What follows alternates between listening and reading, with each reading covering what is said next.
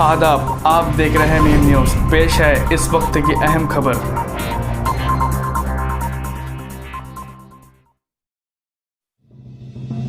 कोविड-19 और आगामी त्योहारों के चलते शहर शांतता समिति की बैठक संपन्न। आज तारीख 28 जुलाई 2020 को सुबह 11 बजे नंदुरबार शहर पुलिस स्टेशन में सुबह 11 बजे शांतता समिति की मीटिंग का आयोजन किया गया।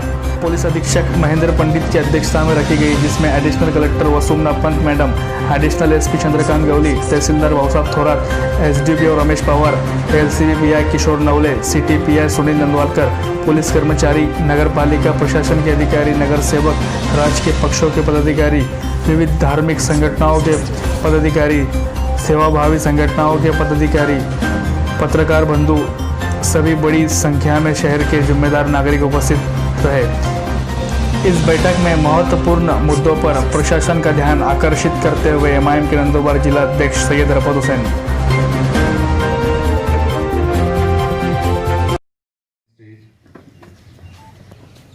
आज की इस पीस कमेटी के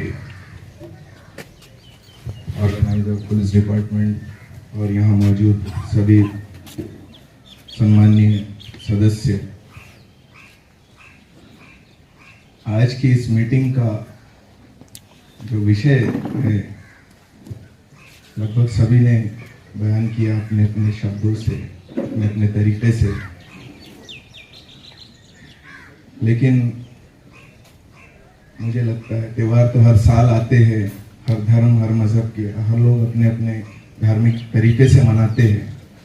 लेकिन आज की इस मीटिंग की अहमियत ये लगता है कि वे जो पेंडेमिक चल रहा है कोविड-19 के, इसमें उसका जो गवर्नमेंट ने नियम बनाए हैं उसका पालन करते हुए किस तरीके से, अच्छे तरीके से हम लोग अपने त्योहार, अपने धार्मिक उत्सव मनाएं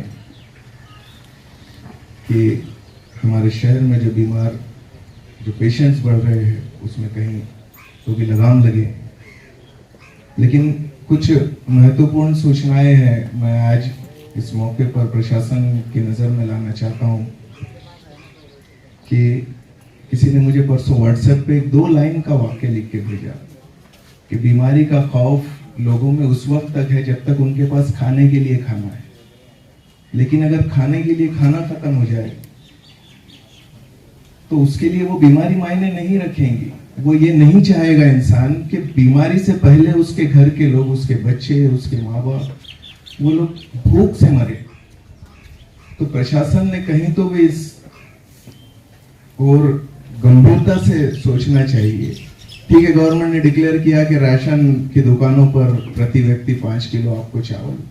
मैं बड़ी गंभीरता से आप लोगों के सामने ये बात रख रहा हूँ। हर कोई ये सोचे कि 5 किलो चावल उसको महीना भर एक इंसान को पूछ सकता है। आप बताइए, नंदुरबार के एतबार से अगर हम लोग सोचेंगे तो नंदुरबार में कौन से उद्योग धंधे हैं जिसके बिना पर लोग जो है अपना फाइनेंशियली अपने मसले हल कर सकते हैं? नहीं है। ज्यादातर अबव 80% लोग जो है हाथ मजदूरी करके अपने घर चलाते हैं। प्रशासन ने यह भी सोचना चाहिए कि अगर कभी अचानक लॉकडाउन डिक्लेयर हो रहा है तो उन लोगों का क्या होगा, कहां से वो लोग अपने घर की जरूरियात पूरी कर सकेंगे। और बड़ी माजरत के साथ मैं कहूंगा, हमसे ज्यादा पढ़े लिखे और बहुत ज्यादा जिहोश प्रशासन में बड़े अधिकारी बैठे हैं जो लोग ये फैसले लेते हैं। माननीय कलेक्टर साहब ने ये डिक्लेयर किया कि नंदुरबार में एक दिन के बाद, यानी 20 तारीख को डिक्लेयर किया कि 22 तारीख से जो है लॉकडाउन लगाया जाएगा सख्ती से। लेकिन उन्होंने जो बीच में एक दिन का टाइम दिया, हम और आप अब तक परेशान है ये सोचते हुए कि उस एक दिन में जो पूरे जिले के अंदर गर्दी हुई, जो लोग टूट पड़े कि हम अपनी जरूरियत की सामान और चीजें खरीद ले 8 दिन के लिए, स्टॉक करने के लिए। आप बताइए कि ये 8 दिन वो क्या सार्थक है पेंडेमिक कोविड को रोकने के लिए? उस दिन जो गर्दी हुई थी, हमने कितना सोशल डिस्टेंसिंग का ख्याल रखा था? किसी ने नहीं रखा था। हर किसी को अपनी अपनी फिक्र थी कि मैं अपने घर में अपने सामान को भर लूं और ये कर लूं। तो कहां से हम लोग सार्थक हो पाएंगे इस बीमारी को रोकने के लिए? तो कहीं तो भी प्रशासन ने भी इन चीजों को सोचते हुए डिसीजन लेना चाहिए। मैं उनको ये नहीं सलाह दे रहा हूं कि हम जो बोल रहे हैं वही करना चाहिए, लेकिन आप लोग सोचिए, कहीं तो भी पब्लिक के जैसा आज मीटिंग ली है वैसे जीवोश लोगों को बैठा कर सोचिए कि इस तरीके से अगर किया जाए तो क्या रहेगा, फायदा रहेगा, नुकसान होगा, हम लोग उसके अंदर कामयाब हो पाएंगे कि नहीं हो पाएंगे। दूसरी बात, मैडम से परसों भी रात में काफी देर तक बात हुई, हमारी एक डेथ हो गई थी लेडी की। तो सिविल के अंदर जो मामला चल रहे हैं, जैसा कि मुझसे पहले भी और लोगों ने कहा कि कहीं पर ध्यान नहीं दिया जा रहा है या स्टाफ की कमी के चलते उन लोगों की जो कुछ भी मजबूरियां रही होंगी, लेकिन दिक्कतों का सामना आम पब्लिक को करना पड़ रहा है। एक गरीब आदमी, हम और आप बोल लेंगे एक दूसरे को, लड़ लेंगे फिर लेंगे, लेकिन एक गरीब आदमी तो किसी को बोल भी नहीं पाता है। वो अपनी मजबूरी परेशानी अपने ही अंदर लेकर घुट रहा है। अगर हम उनकी नुमाइंदगी कर रहे हैं, आप लोगों तक पहुंचा रहे हैं, तो आप समझिए कि ये हम नहीं बोल रहे हैं, हमारे पीछे जिन लोगों के हालात हम लोग देख रहे हैं वो आपके सामने रख रहे हैं। आज जैसा कि डॉक्टर साहब ने कहा, सिविल के अंदर एम्बुलेंस का आज ये हालत है। नगर पालिका के पास में 4-5 एम्बुलेंस होंगी मेरी मालूमात के हिसाब से, सिविल के अंदर बहुत सारी गाड़ियां हैं, लेकिन आज आप देखिए कि अगर कभी एक आम बीमारी के चलते किसी पेशेंट की डेथ हो रही है तो साफ इनकार कर रहे हैं। वो कहते हैं कि प्रशासन के अधिकारियों ने हमको कहा है कि कोरोना का मरीज अगर डेथ होता है तो उसी के लिए गाड़ी दी जाएंगी, आम मरीज के लिए नहीं दी जाएंगी। यानी आम आदमी की वैल्यू ही नहीं रह गई। अगर वो मरता है तो कैसा भी लेकर जाओ उसको, और 4 लोगों से अगर ज्यादा जमा होते हैं वहां पर, उसकी हालत देखने के बाद, मरने के बाद में, तो प्रशासन कार्रवाई करने की बात करता है। तो कहीं तो भी इन चीजों को समझते हुए इन चीजों के ऊपर सही तरीके से उसका हल निकालने की जरूरत है। मैं प्रशासन से आज की इस मीटिंग के जरिए आप लोगों से अपील करूंगा कि आप लोग इन चीजों में बहुत बारीकी से सोचिए। और रही बात दूसरी कि सब्जियों के बाजार या जो कुछ भी, हमारे नंदुरबार में बहुत कंजेस्टेड जगह है इन लोगों के लिए। आज नंदुरबार डिस्ट्रिक्ट प्लेस है, जैसा कि मुझसे पहले भी लोगों ने कहा कि बहुत सारे लोग, अगर कभी पता होता है कि लॉकडाउन हो रहा है, लोग सब्जी तरकारी खरीदने के लिए, किराना चीजें खरीदने के लिए उन्हीं जगहों पर गर्दी करते। पता है उनको, पहले से पता है कि बाजार ये है, बाजार कंजेस्टेड हो चुके हैं आज की आबादी के एतबार से। मेरी एक छोटी सी सूचना है, अगर प्रशासन को लगे, आप एरिया वाइज लॉरीज के ऊपर, ये इसके ऊपर आप सोशल डिस्टेंसिंग का पालन करते हो, उन लोगों को इजाजत दीजिए, आप एरिया वाइज अपने अपने एरिया में सब्जी तरकारी और ये सारी चीजें बेचिए बोलकर। मुझे लगता है कि अगर कभी ऐसा होगा तो लोग बाजारों में गर्दी नहीं करेंगे, उनको उनकी जरूरत की जगह चीजें वहीं पर मिलेगी। दूसरी बात ये कि त्योहार नजदीक है, मैं किसी स्पेसिफिक एक मजहब के त्योहार को लेकर नहीं बात कर रहा हूं। हर समाज के अपने अपने त्योहार है, हर कोई ये चाहता है कि वो अपने अपने धार्मिक रीति रिवाज के हिसाब से अपने त्योहार को मनाए।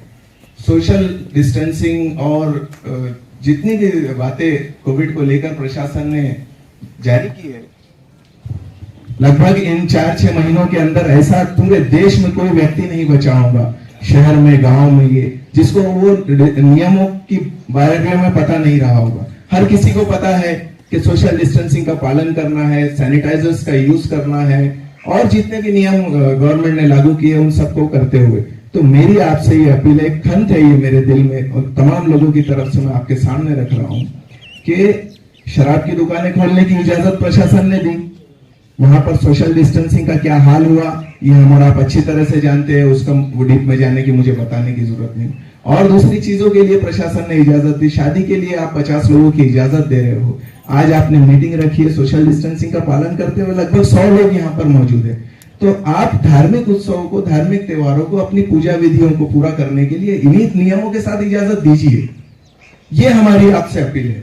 अब अगर कोई अपने तरीके से बात करता है, उसको क्रिटिसाइज करना ठीक है, आप हर किसी को अधिकार है, लेकिन लोग इस तरीके से उसको क्रिटिसाइज कर रहे हैं कि किसी एक धर्म से जोड़ के बात करने की बात करते हैं, और आपस में वही मामले शुरू हो जाते हैं हिंदू मुस्लिम और धर्म जाति को लेके। ये नहीं होते हुए उन लोग उन मुद्दों को बड़ी गंभीरता से सोचते हुए कहीं तो भी उनका हल निकालने की जरूरत है।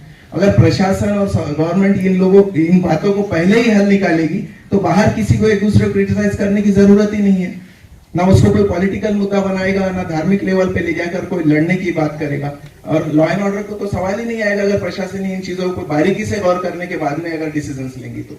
बस मैं इन्हीं बातों के साथ, और एक महत्वपूर्ण, आज नगर पालिका के भी लोग यहाँ पर मौजूद है, इसलिए मैं आप लोगों के माध्यम से उनसे कहूंगा कि सिर्फ कोरोना के ऊपर हम लोग लक्ष्य दे रहे हैं, जरूरी है, ये एक महामारी है, लोगों की जाने जा रही हैं बहुत कम वक्त में, लेकिन उसके अलावा भी दूसरी बीमारियां हैं, डेंगू है, मलेरिया है, इस बरसात के चलते हुए टाइफाइड के बहुत ज्यादा मरीज लोगों को अपने अपने गलियों में और मोहल्लों में देखने को मिल रहे हैं। आप साफ सफाई के ताल्लुक से क्या कर रहे हैं बताइए?